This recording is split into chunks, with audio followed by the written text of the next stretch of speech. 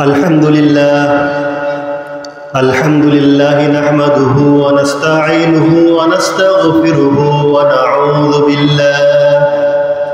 नऊज़ु बिल्लाहि मिन शुरूरि अनफुसिना व मिन सय्यिआति अअमालिना मन यहदियल्लाहु फला मुदिल्ल लहु व मन युद्लिल्हु फला हादिय लहु ونشهد أن لا إله إلا الله وحده لا شريك له ونشهد أن محمدا عبده ورسوله أرسله بالحق بشيرا ونذيرا وداعيا إلى الله بإذنه وسراجا منيرا أعوذ بالله من الشيطان الرجيم بسم الله الرحمن الرحيم لقد كان لكم في رسول الله أسوة حسنة وقال تعالى محمد رسول الله وقال تعالى ما كان محمد أبا أحد من رجالكم ولكن رسول الله وخاتم النبيين وقال رسول الله صلى الله تعالى عليه وسلم الدين والنصيحة أو كما قال عليه الصلاة والسلام সবাই বলি اللهم صل على محمد وعلى آل محمد كما صليت على إبراهيم وعلى آل إبراهيم إنك حميد مجيد اللهم بارك على محمد وعلى آل محمد كما باركت على إبراهيم وعلى آل إبراهيم إنك حميد مجيد সম্মানিত হাজিরিন, গালিমপুর জামে মসজিদ এবং এই সংলগ্ন গালিমপুর হাফেজিয়া মাদ্রাসার বর্ষপূর্তি উপলক্ষে এবং আজকের এই 12ই রবিউল আউয়াল মিলাদুন নবী সিরাতুন নবী সাল্লাল্লাহু আলাইহি সাল্লাম উপলক্ষে আয়োজিত আজকের এই অনুষ্ঠানে উপস্থিত সম্মানিত সুধীবৃন্দু, ওলামায়ে কেরাম, শিক্ষার্থীবৃন্দু এবং পর্দার আড়ালের মা ও বোনেরা, আমরা দীর্ঘক্ষণ থেকেই অনেক আলোচনা শুনছিলাম। সব প্রশংসা সে আল্লাহ তাবারক ওয়া তাআলার জন্য, যিনি আমাদেরকে এই সুন্দর এক আয়োজনে অংশগ্রহণ করার তৌফিক দিয়েছেন। সবাই মন থেকে বলি আলহামদুলিল্লাহ। দরুদ সালাম সেই মহান নবীর জন্য,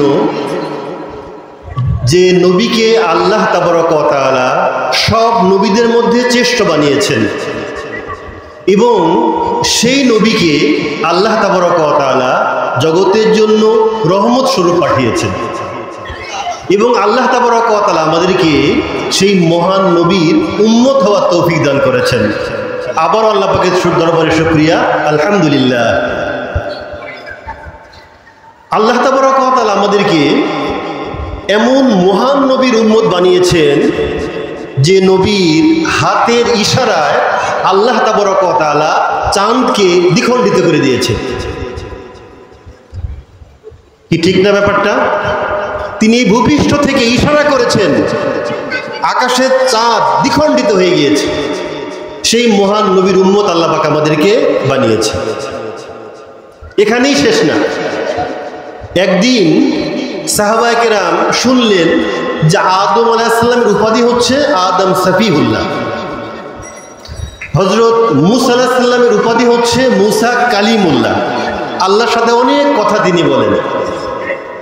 হযরত ইব্রাহিম উনি হলেন ইব্রাহিম খলিলুল্লাহ, আল্লাহর বন্ধু।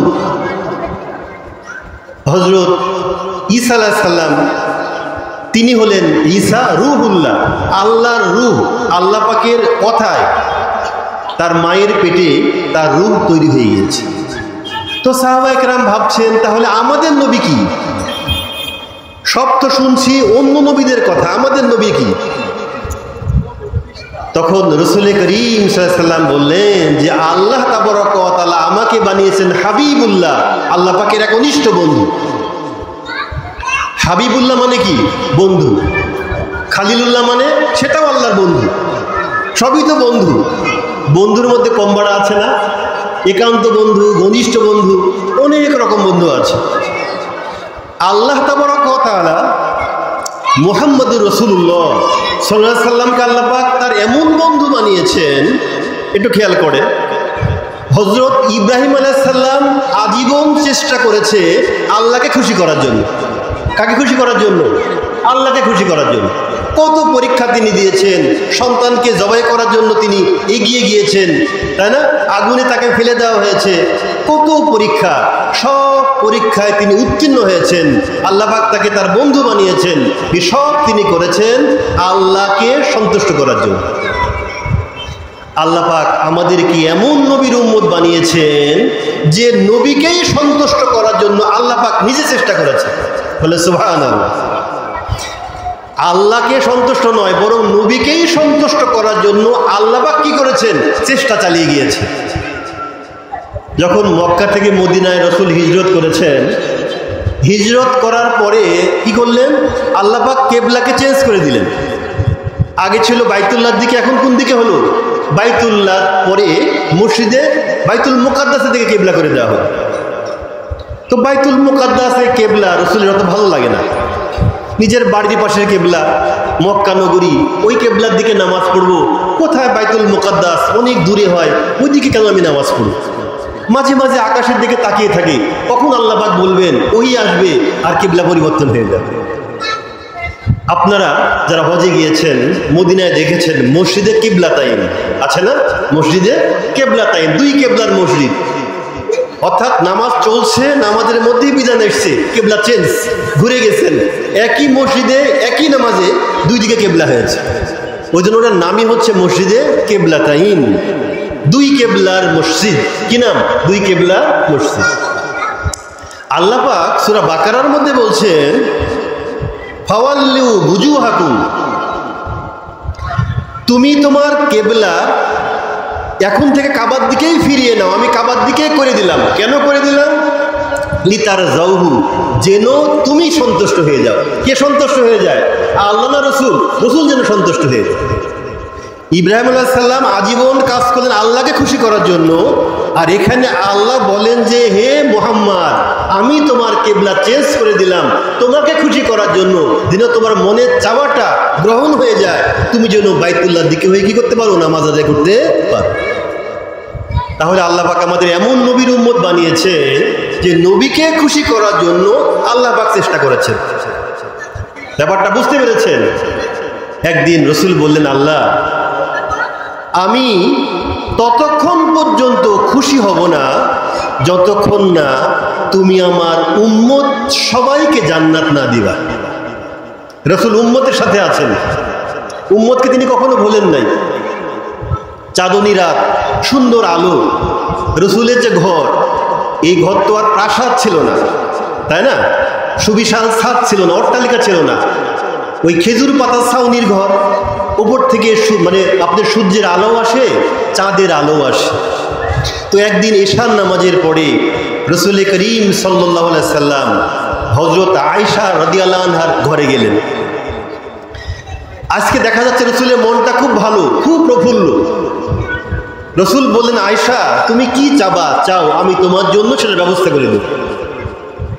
যদি আমাদের দেশের পুরুষেরা বাসায় গিয়ে বলে মহিলাদেরকে যে তোমরা কি চাও, আজকে সব বলো, সব ব্যবস্থা করে দেবো। তো আমাদের দেশের মহিলারা আমরা কি চাইবো? স্বর্ণ চাইবো, তাই না? আমরা ভালো ড্রেস চাইবো, বাড়ির সমস্যা হলে বলবো বাড়িটাকে তুমি আগে ঠিক করে ফেলো, যদি ছাদ নষ্ট হয়ে যায় বলবো যে ছাদ আগে ঠিক করে ফেলো, অর্থাৎ ইত্যাদি ইত্যাদি দুনিয়া দিয়ে আমরা ভরপুর করে ফেলবো। হযরত আয়েশা রাদিয়াল্লাহু আনহা বললেন, ইয়া রাসূলুল্লাহ, আপনার মনটা ভালো তো, আপনি আমার জন্য দোয়া করেন যেন আল্লাহ পাক আমাকে ক্ষমা করে দেয়, যেন আল্লাহ পাক আমাকে কি করে দেয়? ক্ষমা করে দেয়। আল্লাহ ক্ষমা করলে তো সব আমার হয়ে গেল, আর তো কিছু লাগে না। রাসূল করিম সাল্লাল্লাহু আলাইহি ওয়াসাল্লাম আল্লাহর কাছে হাত তুললেন, হাত তুলে আল্লাহর কাছে খুব মনোযোগ দিয়ে হযরত আয়েশার জন্য দোয়া করলেন, হে আল্লাহ, তুমি আয়েশাকে মাফ করে দাও। কি করে দাও? মাফ করে দাও। রাসূলের দোয়া শুনে হযরত আয়েশা খুব খুশি, এত খুশি যে হাসতে হাসতে উনি বাঁকা হয়ে গেলেন। আমরা অনেক সময় আনন্দের আতিশয্যে কি করি? হাসতে হাসতে বাঁকা হয়ে যাই, পড়ে যাই। উনিও পড়ে যাচ্ছেন। রাসূল বললেন, আয়েশা তুমি খুব খুশি হলা? বলি, ইয়া রাসূলুল্লাহ, কেন খুশি হব না? আপনি আমার জন্য আল্লাহর কাছে ক্ষমা প্রার্থনা করলেন, আপনার দোয়া ব্যর্থ হয় না, আল্লাহ পাক আমাকে ক্ষমা করে দেবেন, এটা যদি আমি জানতে পারলাম, বুঝতে পারলাম, আমি কেন খুশি হব না? রাসূল বলেন, হে আয়েশা, তুমি খুশি হচ্ছ এই পুরো লাইফের, পুরো জীবনের একদিনের দোয়া শুনেই। মনে রেখো, আমি আমার উম্মতের জন্য প্রত্যেক নামাজের পরে দোয়া করি, আল্লাহ তুমি আমার উম্মতকে ক্ষমা করে দাও, আল্লাহ তুমি আমার উম্মতকে ক্ষমা করে দাও। তো রাসূল বললেন, হে রব্বুল আলামিন, আমার উম্মতকে মাফ না করলে, তাদেরকে জান্নাতে না দিয়ে দিলে আমি তো সন্তুষ্ট হব না। আল্লাহ বললেন, ঠিক আছে, আমি তোমাকে সন্তুষ্টই করে দেব। কি করে দেব? সন্তুষ্ট করে দেব। হতাশ হও না, আমি তোমার উম্মতের ব্যাপারে তোমাকে সন্তুষ্ট করে দেব। অর্থাৎ রাসূল খুশি হয়ে গেলেন যে আমার উম্মতকে নিয়ে আমাকে আর বিড়ম্বনায় পড়তে হবে না, আল্লাহ আমার উম্মতকে ক্ষমা করে দেবে। সব ঠিক, কিন্তু উম্মত তো হতে হবে, নাকি বলেন? উম্মত তো হতে হবে। খালি খাতা কলমে উম্মত হলে হবে? হবে না। খাতা কলমে উম্মত হলে হবে কি? হবে না। যদি ছাত্র হয়ে থাকে আমাকে লেখাপড়া করতে হবে, যদি আমি বিজনেসম্যান হয়ে থাকি আমাকে ব্যবসা করতে হবে, আমি চাকরিজীবী হয়ে থাকলে আমাকে চাকরির কাজ করতে হবে। শুধু নাম তুললে তো হবে না, শুধু নাম তুললে হবে? নাম তুললে হবে। তো নাম তো উঠে গেছে, সবাই আমরা মুহাম্মদুর রাসূলুল্লাহ সাল্লাল্লাহু আলাইহি ওয়াসাল্লামের কি? উম্মত। ঠিক আছে, অসুবিধা নেই, কিন্তু আমাদের সেই উম্মত হতে হবে। উম্মত হতে পারলেই আল্লাহ পাক আমাদের ক্ষমা করবেন, রাসূল আমাদের পক্ষে সুপারিশ করবেন, এবং কিয়ামতের কঠিন দিনে আল্লাহর রাসূল আমাদের হাউজে কাউসারের পানি পান করাবেন। আমাদের কি হতে হবে? রাসূলের উম্মত হতে হবে। দেখেন, আল্লাহ তাবারক ওয়া তাআলা রাসূলকে কত সম্মান দিয়েছেন, কত সম্মান দিয়েছেন। পবিত্র কুরআনুল কারীমের মধ্যে কোথাও আল্লাহ পাক নিজে রাসূলকে নাম ধরে ডাকেন না, হে মুহাম্মদ, এ কথা আল্লাহ পাক কোথাও বলেন। বলেছেন? বলেননি। আল্লাহ পাক হযরত মূসা আলাইহিস সালামকে ডেকেছেন ইয়া মূসা, ঈসা আলাইহিস সালামকে ডেকেছেন ইয়া ঈসা, হে ঈসা। আল্লাহ তাবারক ওয়া তাআলা সব নবীদেরকে নাম ধরে এরকম ভাবে আল্লাহ পাক ডেকেছেন, কিন্তু মুহাম্মদুর রাসূলুল্লাহ সাল্লাল্লাহু আলাইহি সাল্লামকে আল্লাহ পাক কখনো নাম ধরেও ডাকেন। কি বলেছেন? গুণবাচক শব্দ দিয়ে, আল্লাহ তাবারক ওয়া তাআলা বিভিন্ন উপাধি দিয়ে রাসূল করিম সাল্লাল্লাহু আলাইহি সাল্লামকে সম্বোধন করেছেন। কিন্তু এক জায়গায় তো নাম বলতেই হয়, তাহলে নামের পরিচয় লাগবে না? এই পরিচয় দেওয়ার জন্য 4টা জায়গায় শুধুমাত্র আল্লাহ পাক মুহাম্মাদের নাম উল্লেখ করেছেন। আল্লাহ পাক বলেছেন মুহাম্মাদুর রাসূলুল্লাহ। মুহাম্মদ কে? আল্লাহ রাসূল, তাই না? পরিচয় দিচ্ছেন, ডাকছেন। আল্লাহ পাক পরিচয় দিয়েছেন মুহাম্মাদুর রাসূলুল্লাহ বলে, আল্লাহ পাক ডাকেননি, ডেকেছেন গুণবাচক বিভিন্ন নাম দিয়ে। এখন এই উম্মত হওয়ার ক্ষেত্রে যে বিষয়টা আমাদের দরকার, রবিউল আউয়াল মাস চলছে, আজকে 12 তারিখের রাত চলছে। সাহাবায়ে কেরাম রাদিয়াল্লাহু আনহুম রাসূলকে অনেক ভালোবাসতেন। এক সময় রাসূল করিম সাল্লাল্লাহু আলাইহি ওয়াসাল্লাম কি করলেন? মুয়াজ বিন জাবালকে ইয়ামানের গভর্নর বানিয়ে পাঠিয়ে দিলেন। কোথাকার গভর্নর? আপনারা কি সবাই শুনছেন? একটু কথা বলেন। রসুল করিম সাল্লাল্লাহু আলাইহি ওয়াসাল্লামের আল্লাহ রসুল হযরত মুয়াজ বিন জাবাল, কি নাম? মুয়াজ বিন জাবাল, তাকে পাঠাচ্ছেন কি বানিয়ে? গভর্নর বানিয়ে। কোথাকার গভর্নর? ইয়ামানের গভর্নর। তো গভর্নর বানিয়ে যখন তিনি পাঠাচ্ছেন, তো পাঠানোর সময় একটু বিদায় দিতে হয়। আল্লাহ রসুল ওনাকে বিদায় দিচ্ছেন, এক ধাপ দুই ধাপ করে এগিয়ে দিচ্ছেন, আর বলছেন, হে মুয়াজ, শুনে রাখো, লাআল্লাকা, খুবই সম্ভব তুমি আগামী বছর এই মসজিদে আসবা, মদিনায় আসবে, মসজিদে নববীতে নামাজ আদায় করবে, কিন্তু তুমি আমাকে আর খুঁজে পাবা না। আমি থাকবো না, আল্লাহ পাক আমাকে উঠিয়ে নেবেন, কিন্তু তুমি আমাকে না পেলেও তুমি এক বছর পরে আবার তুমি হয়তো এখানে আসবা, আমাকে তুমি আর পাবে না। হযরত মুয়াজ বিন জাবাল খুব কাঁদছেন, রসুলের ভালোবাসায় কাঁদছেন। রসুলকে সাহাবায়ে কেরাম কত বেশি ভালোবাসেন, জীবন দিয়ে রসুলকে ভালোবাসতেন, প্রাণের চেয়েও বেশি রসুলকে ভালোবাসতেন। উহুদের যুদ্ধে আবু দুজানা রাদিয়াল্লাহু আনহু রসুলকে সুরক্ষা দেওয়ার জন্য পিঠ পেতে দিয়েছেন, শত শত তীর তার পিঠে লেগেছে, রসুলকে তিনি আঘাত পেতে দেন না। দিয়েছেন? দেন না। হযরত খুবাইব রাদিয়াল্লাহু আনহু, তাকে শুলিতে চড়িয়ে দেওয়া হয়েছে, মেরে ফেলা হবে, তাকে মেরে ফেলা হবে, শুলিতে চড়িয়ে দেওয়া হয়েছে। শুলিতে চড়িয়ে দেওয়ার পরে দুই হাত দুই পা শুলিতে পেরেক দিয়ে একেবারে আবদ্ধ করে দেওয়া হয়েছে, পেরেক মেরে দেওয়া হয়েছে, লড়তে পারছেন না। চাকু দিয়ে তারা তার শরীরে এরকমভাবে ঠোক দিচ্ছে, রক্ত বের করছে, উল্লাস করছে।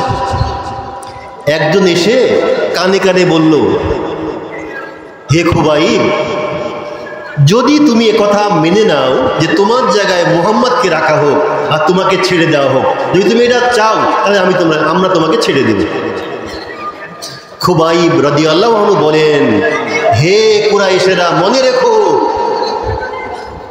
রসুলকে আমার জায়গায় কেন, যদি তার শরীরে একটি ছোট্ট কাঁটা বিদ্ধ হয়ে যায়, এটাও আমি মুসলমান হিসাবে চাইব না, হতেই দেব না। আমি নিজের জান থাকা পর্যন্ত রসুলের কিচ্ছু হবে, এটা আমাদের দ্বারা কখনোই সম্ভব হবে না। এতটা বেশি তাকে ভালোবেসেছে। তো হযরত মুয়াজ বিন জাবালকে আমরা কোথায় ছিলাম মনে আছে? মুয়াজ বিন জাবালের কথা বলছিলাম, তাই না? ওনাকে বিদায় দিচ্ছেন আর বললেন, আগামী বছর তুমি আমাকে আর পাবা না। উনি শুধু কাঁদছেন আর কাঁদছেন। রসুল বললেন, হে মুয়াজ, ভয় পাওয়ার কিছু নাই, তাই না? তুমি যেখানেই থাকো, যে অবস্থায় থাকো, এই ভৌগোলিক এলাকা দিয়ে দূরে কাছে এটা কোনো মুখ্য বিষয় নয়। বহু দূরে থেকেও আমার কাছে হওয়া যায়, আর বহু কাছে থেকেও আমার থেকে দূরে হওয়া যায়। সিস্টেম এরকম। অর্থাৎ তুমি দূরে যাচ্ছ, আমার সাথে দেখা হবে না, এটা মৌলিক বিষয় নয়, বরং মনে রেখো আমার আদর্শ, মনে রেখো আল্লাহ ভীতি। তুমি পৃথিবীর যে প্রান্তেই থাকবা, যদি আল্লাহকে ভয় করতে পারো, আমার আদর্শকে লালন করতে পারো, তাহলে তুমি আমার কাছে। আর যদি তুমি আমার মদিনায় বসবাস করে, মক্কায় বসবাস করে, আমার প্রতিবেশী হয়ে যদি তুমি আমার আদর্শকে লালন করতে না পারো, তাহলে তুমি আমার থেকে কিসের দূরে। তাহলে রসুলের কাছে হওয়া দূরে হওয়া কোনো ভৌগোলিক এলাকা দিয়ে হয় না। রসুলের কাছে হওয়া দূরে হওয়া কোনো 1400 বছর আগে আর পরে দিয়ে হয় না, বরং রসুলের কাছে হওয়া হয় রসুলের আদর্শকে মেনে নেওয়ার দ্বারা, তাই না? কিসের দ্বারা হয়? রসুলের আদর্শকে মেনে নেওয়ার দ্বারা। আমরা জানি রসুলের চাচা আবু তালিব কত সহযোগিতা করেছে রসুলকে, কিন্তু আদর্শের যখন দ্বন্দ্ব এসছে, আবু তালেব ইসলাম গ্রহণ করেনি, রসুলের আদর্শকে লালন করেনি, সে রসুলের থেকে দূরবর্তী স্থানে পৌঁছে গিয়েছে, তাই না? এই জন্য কাছে দূরে কোনো ব্যাপার নয়, ব্যাপারটা হচ্ছে আমি রসুলকে মেনে নিতে পারছি কিনা, তার আদর্শকে লালন করছি কিনা, পালন করছি কিনা, এটি হলো মুখ্য বিষয়। রসুল কি বলছেন, আমি কি করছি। যদি উল্টো দিকে যায়, তাহলে তো আর আদর্শকে লালন করা হলো হলো হলো রসুল করিম সাল্লাল্লাহু আলাইহি ওয়াসাল্লাম বলছেন, আন্নান নাবিয়্যা ইউহিব্বুত তায়ামুন ফি কুল্লি শাইইন। রসুলের আদর্শ, আল্লাহ রসুল সব কিছুর মধ্যে ডান থেকে শুরু করতেন। কই থেকে শুরু করতেন? ডান থেকে শুরু করতেন।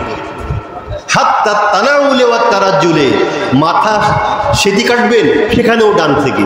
স্যান্ডেল পায়ে দিবেন, সেখানেও ডান থেকে। খাবার খাবেন, সেখানেও ডান থেকে। সব ডান থেকে।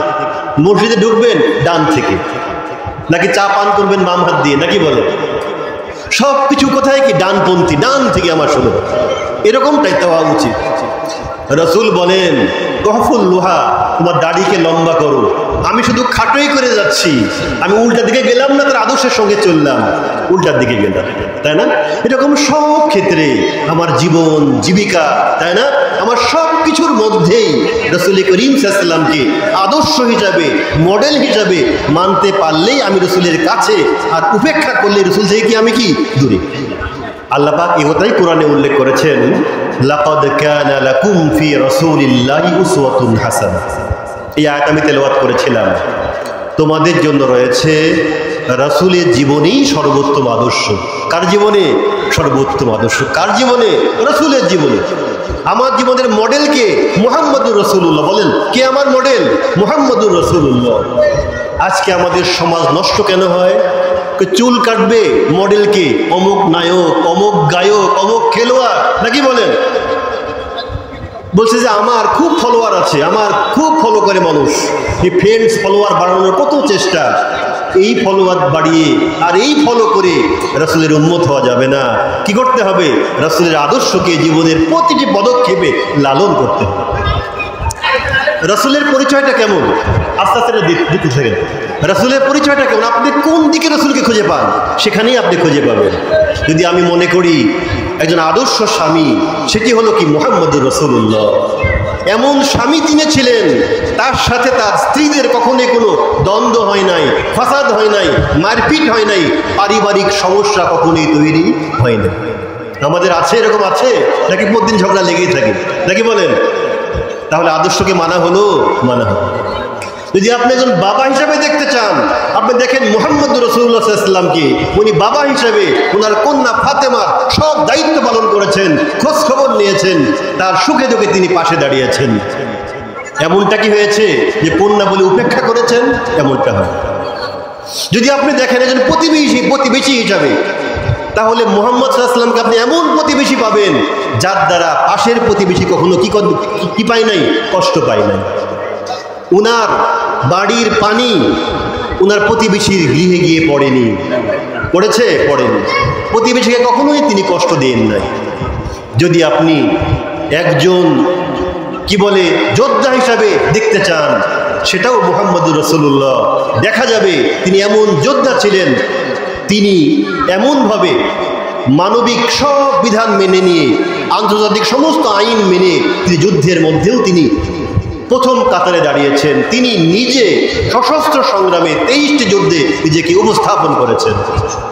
যদি আপনি রাষ্ট্রনায়ক হিসাবে দেখতে চান, তাহলে যখন রাসূল করিম সাল্লাল্লাহু আলাইহি ওয়াসাল্লাম মদিনায় ইসলামী রাষ্ট্র প্রতিষ্ঠা করেছেন, সে রাষ্ট্রের কেউই কোনো প্রকারের জুলুমের দ্বারা আক্রান্ত হয় নাই।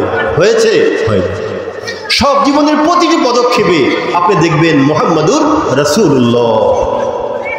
যদি আপনি একজন ব্যবসায়ী হয়ে থাকেন, ব্যবসায় আপনি দেখবেন আল্লাহ রাসূল এমন ব্যবসায়ী ছিলেন, তার দ্বারা কেউ প্রতারিত হয় নাই, তিনি কোনো কৃত্রিম সংকট তৈরি করেন নাই। একদিন বাজারে গিয়ে দেখলেন একজন গম বিক্রি করছে, তো হাত দিয়ে দেখলেন নিচে ভেজা উপরে শুকনা। বলে এমনটা কেন? বলে নিচের দিকে ভেজা তো ওই জন্য আমি নিচে রেখে দিয়েছি। রাসূল বললেন মান গশানা ফালাইসা মিন্না। তুমি যে তোমার ক্রেতার সাথে, তুমি তোমার গ্রাহকের সঙ্গে যে প্রতারণা করলা, এই প্রতারণা করে আমার উম্মত হওয়া যাবে না। যাবে? যদি একজন শিক্ষক হিসাবে আমি তাকে দেখতে চাই, এমন শিক্ষক ছিলেন, তার দ্বারা কোনো ছাত্র কখনো কি হয়নি? প্রতারিত হয়নি। আমরাও শিক্ষক, ক্লাসে ফাঁকি দিচ্ছি। আমরাও শিক্ষক, কোচিং বাণিজ্যে আমরা নিজেকে প্রতিষ্ঠিত করছি, ক্লাস ফাঁকি দিয়ে দিয়ে এভাবেই চলছে। যদি আমরা সেই রাসূলকে দেখতে চাই, যে হিসাবে দেখতে চান, সেই হিসাবেই আপনি একটা মডেল হিসাবে তাকে পাবেনই পাবেন। এটি আল্লাহ পাক বলছেন, লাকাদ কানা লাকুম ফি রাসূলিল্লাহি উসওয়াতুন হাসানাহ। তোমাদের জন্য রয়েছে রাসূলের জীবনেই সর্বোত্তম আদর্শ। তো যে কথা বলছিলাম, রাসূল তো আমাদের পক্ষে আছেন, কিন্তু আমাদের সে উম্মত হতে হবে। উম্মত হতে পারলেই রাসূল আমাদের পক্ষে, না হলে আমাদের পক্ষে আর থাকবে না। কিয়ামতের ময়দানে এক সময় এমন হবে যে বহু মানুষ, কত মানুষ, পৃথিবীতে কত কোটি মানুষ, আদম আলাইহিস সালাম থেকে নিয়ে কত মানুষ। সাহাবায়ে কেরাম বললেন, ইয়া রাসূলুল্লাহ, এত মানুষের মধ্যে আপনি আপনার উম্মত কেমনে চিনবেন? চেনা যাবে?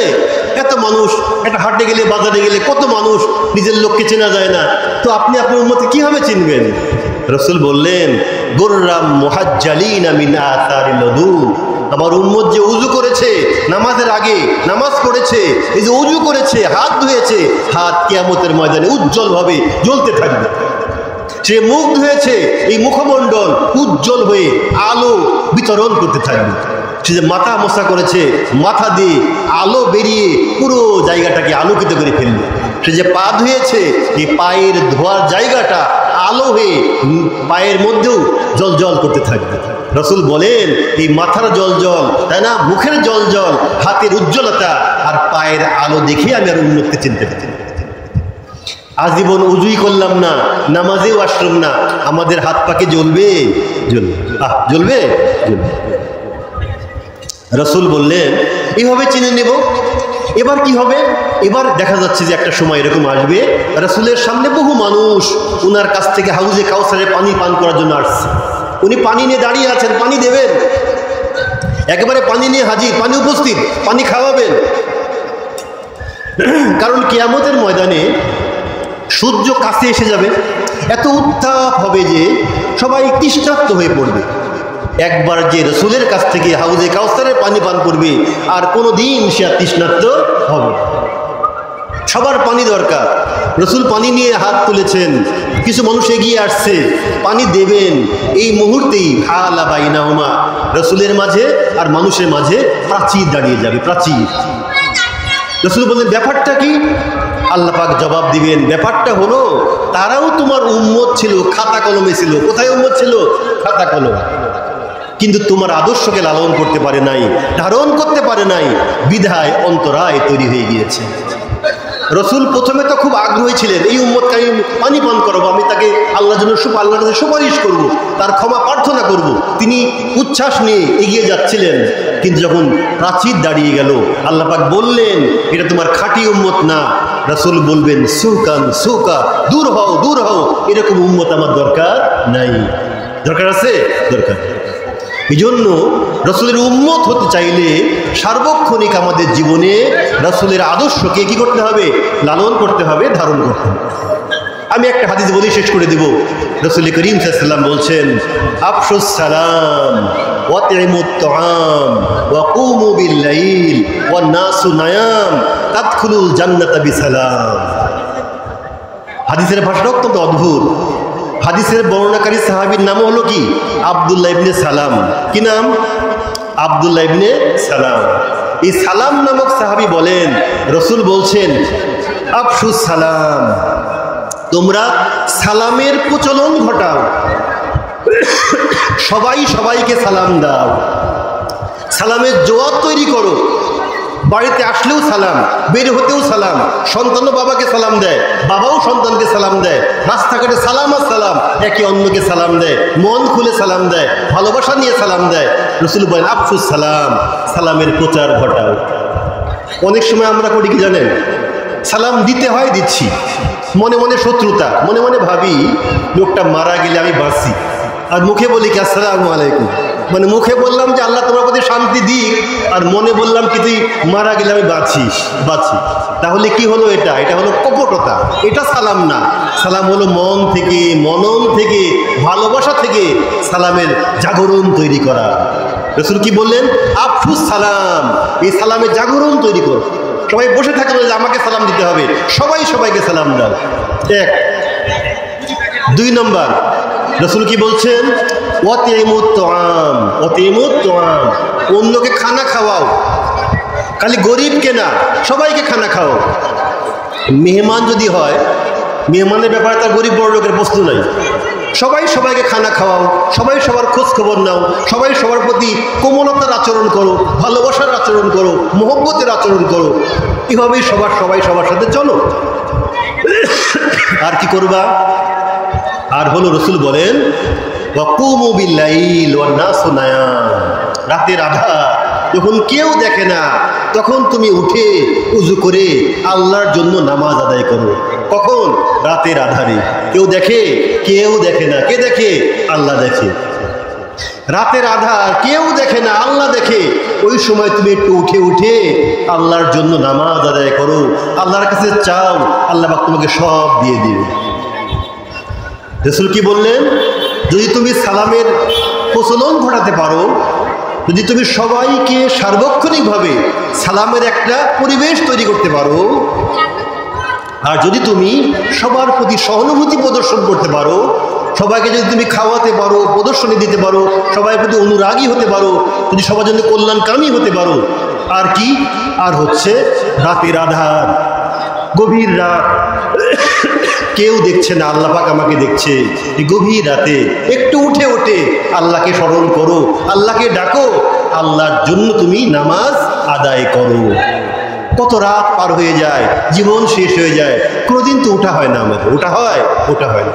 রাত যখন ঘুমাই, এই ফেসবুক দেখতে দেখতে ঘুমিয়ে পড়ি, নাকি বলেন? ঘুমানো উচিত ছিল কি নিয়ে? আল্লাহর নাম নিয়ে। আমি ঘুমাচ্ছি কি দেখে দেখে? ফেসবুক দেখে দেখে আমি ঘুমাচ্ছি। তাহলে কি হলো? এই জন্য রাসূল করিম সাল্লাল্লাহু আলাইহি ওয়াসাল্লাম বলেন, যে ব্যক্তি রাত্রে ঘুমানোর সময় সূরা ইখলাস পড়ার পরে কোনো কথা না বলে ঘুমিয়ে পড়ে, যদি মারাও যায় আল্লাহ পাক তাকে শহীদ হিসাবে কবুল করে নেবে। কারণ সূরা ইখলাস হলো কি? তাওহীদের কালিমা, তাই না? সূরা ইখলাস হলো কি?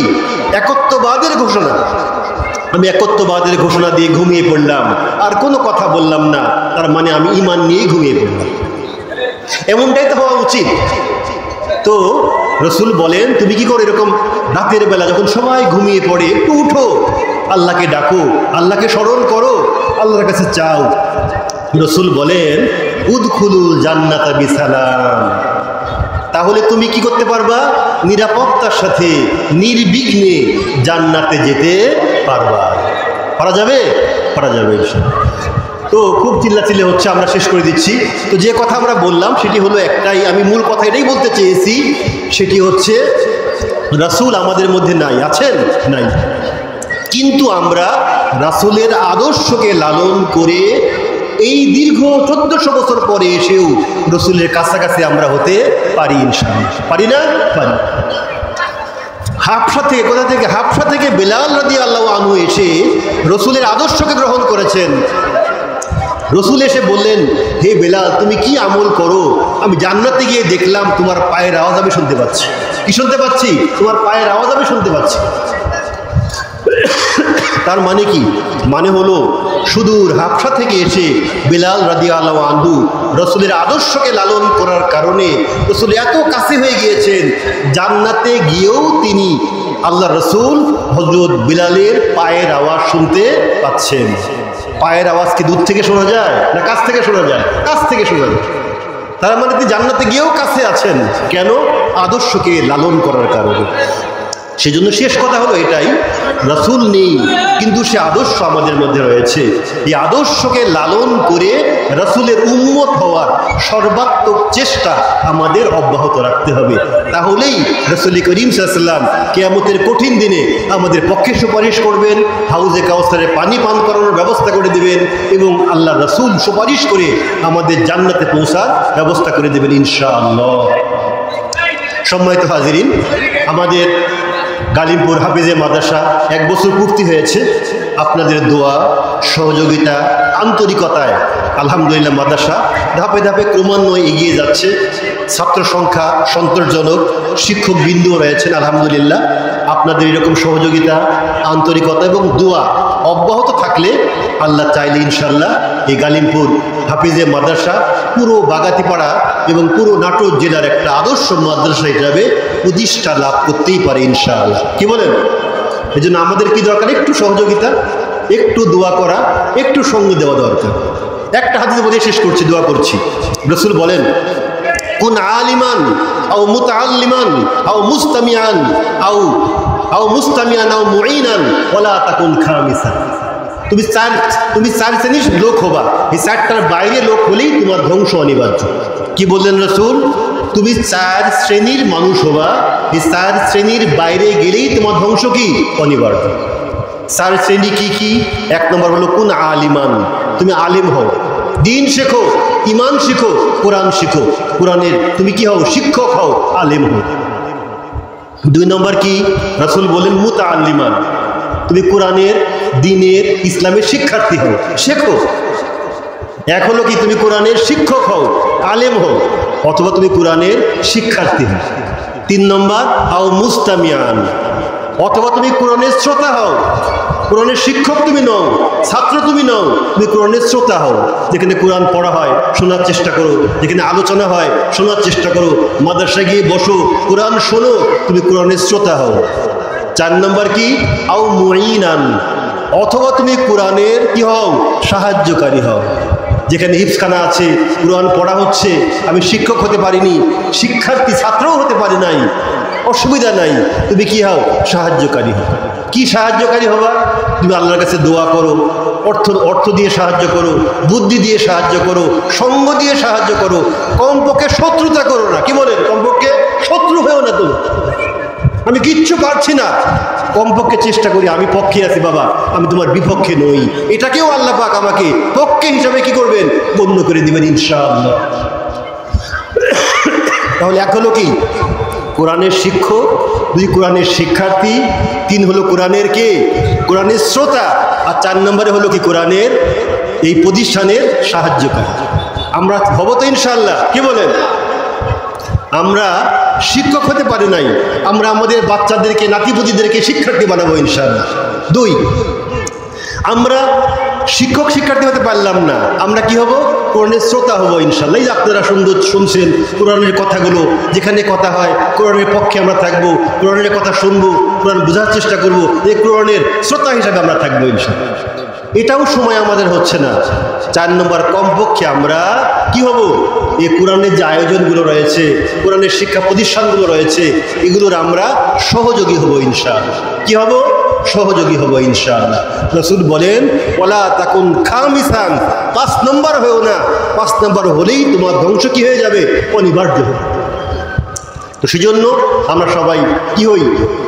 এই প্রতিষ্ঠানের অনুরাগী হই, এই প্রতিষ্ঠানের সহযোগী হই, এই প্রতিষ্ঠানের জন্য আল্লাহর কাছে দোয়া করি, আল্লাহ পাক যেন এটাকে কবুল করেন, আমাদেরকেও কবুল করেন, এবং আল্লাহ তাবারক ওয়া তাআলা যেন আমাদের সবাইকে রাসূল করিম সাল্লাল্লাহু আলাইহি ওয়াসাল্লামের প্রকৃত উম্মত হিসাবে নিজেকে আত্মপ্রকাশ করার জন্য এই যে আমাদের চলমান ধারা, এটার মধ্যে আমাদের সবাইকে শরীক হওয়ার তৌফিক দান করুন।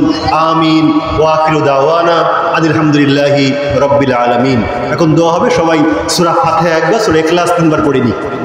আউযু বিল্লাহি মিনাশ শাইতানির রাজীম। বিসমিল্লাহ।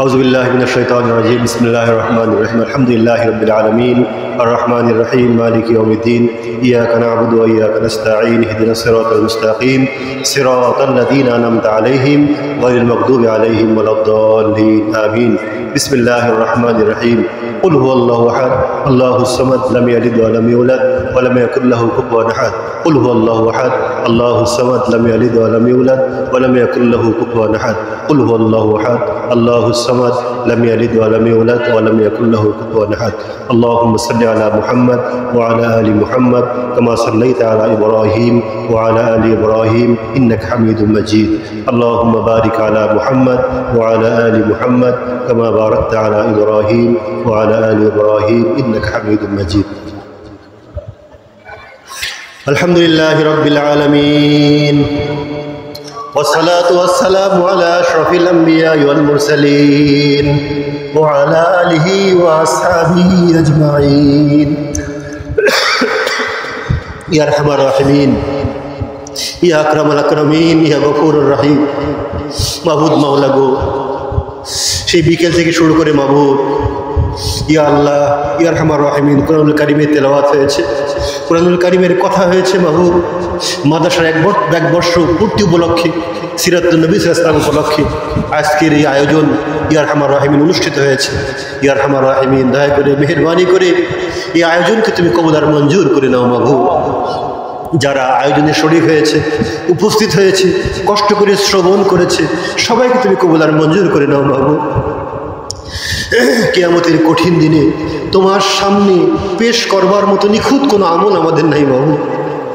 আমাদের এই আজকের উপস্থিতিকে তুমি কবুল করে এই উসিলায় আমাদের সবার মুক্তির ফয়সালা করে দাও মাবুদ।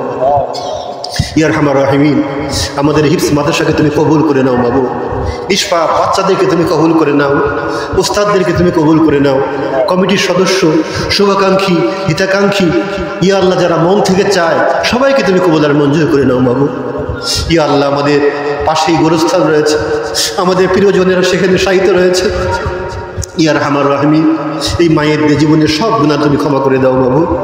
তাদেরকে জান্নাতুল ফিরদাউস নসিব করে দাও মাবুদ।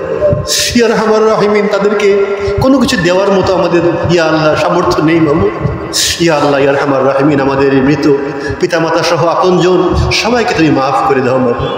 ইয়া আরহামার রাহিমিন, আমাদের মা বোনেরা কষ্ট করে শুনছে মাবুদ, উপস্থিত হয়েছে, তাদেরকেও তুমি মাফ করে দাও মাবুদ। ইয়া আল্লাহ, আমাদের মা বোনদের পদ্মার সাথে চলার তৌফিক করে দাও, দিন ও ইমান নিয়ে চলার তৌফিক করে দাও, প্রত্যেকের ঘরে তুমি শান্তির ফয়সালা করে দাও মাবুদ। যে সমস্ত গৃহে দ্বন্দ্ব রয়েছে, ফিতনা ফাসাদ রয়েছে, অমিল রয়েছে, সব অমিল তুমি দূর করে দাও মাবুদ। ইয়া আরহামার রাহিমিন, আমাদের বাচ্চাদেরকে তুমি হেফাজত ফরমাও। ইয়া আল্লাহ, আমাদের বাচ্চাদেরকে তুমি নামাজি মুসল্লি বানিয়ে দাও। ইয়া আরহামার রাহিমিন, যারা অভাবী রয়েছে প্রত্যেকের অভাব তুমি দূর করে দাও। ইয়া আল্লাহ, যারা রোগাক্রান্ত রয়েছে প্রত্যেকের রোগকে তুমি মুক্ত করে দাও। ইয়া আরহামার রাহিমিন, অনেকে অনেক আশা নিয়ে আকাঙ্ক্ষা নিয়ে দোয়া চেয়েছে, তোমার কাছে হাত তুলেছে, আমিন আমিন করছে মাবুদ। তুমি সবার মনের খবর জানো, সবাইকে তুমি সফলতা দিয়ে সমৃদ্ধ করে দাও মাবুদ। ইয়া আল্লাহ, আমাদের আয়োজনে যার ভুল ত্রুটি হয়েছে তুমি ক্ষমা করে দাও মাবুদ। যে অনেকে অনেক রকম কষ্ট করেছে মাবুদ, সমস্ত কষ্টের বিনিময়ে তুমি কিয়ামতের কঠিন দিনে ইয়া আল্লাহ মুক্তির মাধ্যমে দিয়ে সবাইকে তুমি ধন্য করে দাও মাবুদ। ইয়া আরহামার রাহিমিন, ইয়া আকরামাল আকরামিন, তোমার কাছে আবারও ফরিয়াদ করি মাবুদ, আমাদের দেশকে তুমি হেফাজত ফরমাও। ইয়া আল্লাহ, পৃথিবীর সমস্ত মাজলুম মুসলমানদেরকে তুমি হেফাজত ফরমাও। ইয়া আল্লাহ, আমাদের মসজিদকে তুমি কবুল করে নাও, সমস্ত মুসল্লি কেরামকে তুমি কবুল করে নাও, আমাদের দোয়া আমাদের ফরিয়াদকে তুমি কবুল করে নাও। অনেক মুরব্বী কেরাম, দাড়ি পাকা মানুষ, হাজির সাহেবান তোমার দরবারে আমিন আমিন করছে মাবুদ। তুমি বিফল করে আমাদের ফিরিয়ে দিও না। ইয়া আল্লাহ, তুমি আমাদের ব্যর্থ করে দিও না, তুমি আমাদের আবেদনকে কবুল করিয়ে নাও মাবুদ। ইয়া আল্লাহ, তোমার কাছে আবারও ফরিয়াদ করি, একদিন আমাদের জীবনের প্রান্তিক পর্যায়ে পৌঁছে যাবে, জীবনের মৃত্যুর ঘণ্টা বেজে যাবে, যেন ইমান নিয়ে, ইসলাম নিয়ে, কালিমা নিয়ে তোমার দরবারে পৌঁছতে পারি মাবুদ। সে তৌফিক তুমি আমাদের সবাইকে দিয়ে দিও মাবুদ। ربنا تقبل منا إنك أنت السميع العليم وتب علينا يا مولانا إنك أنت التواب الرحيم وصلى الله تعالى على خير خلقه محمد ونور عرشه وآله وأصحابه أجمعين اللهم اجعل آخر كلمتنا عند الموت لا إله إلا الله محمد رسول الله.